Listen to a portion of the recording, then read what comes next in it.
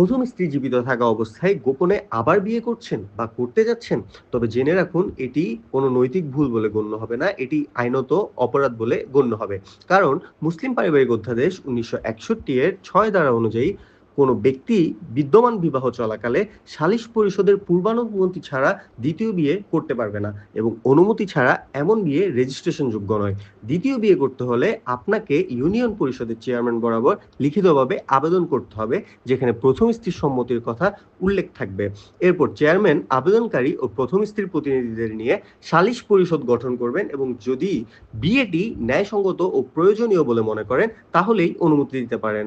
অন্যথায় অনুমতি না নিয়ে বিয়ে করলে তা অবৈধ বলে গণ্য হবে এবং কাজীও সেটি রেজিস্টার করতে পারবে না।